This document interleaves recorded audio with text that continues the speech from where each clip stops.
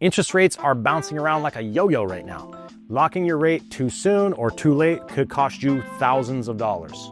In a volatile market, timing is everything, and that includes locking your interest rate. Locking it too early could mean extra fees. Waiting too long, your payment could spike. I'm Jason Wood, the VA Loan Guy, and in this video, I'll walk you through smart VA rate lock strategies so you can keep control even when the market feels out of control. Let's break it down. What is a rate lock and why does it matter? When you lock your interest rate, you freeze the interest rate being offered for a certain number of days, usually 30, 45, or sometimes 60 days. And some lenders offer even longer if the transaction requires it. This matters because mortgage rates change daily, sometimes even hourly. If rates spike during your process, your payment could rise unless you're locked in. Especially in a volatile economy, locking in at the right time can mean a lower monthly payment, more buying power, less stress during closing. So think of it like buying travel insurance before you take a trip. You hope you don't need it, but it can save your budget. So when to lock and when to wait.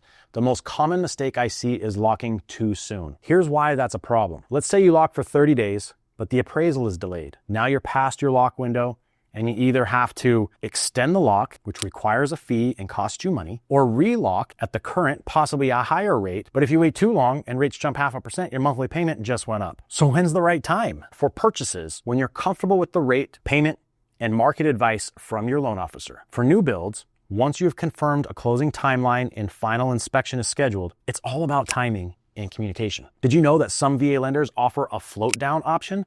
That means if you locked in your rate today, but rates drop before you close, you may be able to adjust down to that lower rate. But not every lender offers that, and it's in the fine print where that really matters. So double check with your lender and see if they offer it. I share with all my clients the market data plus the VA timeline in their particular purchase to help create the strategy for each deal individually on when is right to lock. VA loans are a little different from conventional loans. Here are some things to keep in mind. Float downs. Some VA lenders offer a float down, so ask up front. Extended locks. If you need a 90-day lock or maybe a 180-day lock, expect to pay a slightly higher rate or a higher fee for that rate. Relocks. If your lock expires, relocking may not give you the same deal. Ask your lender for the relock policy. The bottom line is, don't assume. Ask, plan, and get clarity. And make sure your lender knows VA loan timelines inside and out. Want help locking in the right rate at the right time? We do this every day. We'll walk you through current market movement, float down rules, lock timelines that match your deal. So just book a call at VALoanGuy.us or click the link in the description below. And remember, you can't control the market, but you can control your strategy. And that's how veterans win in any rate environment.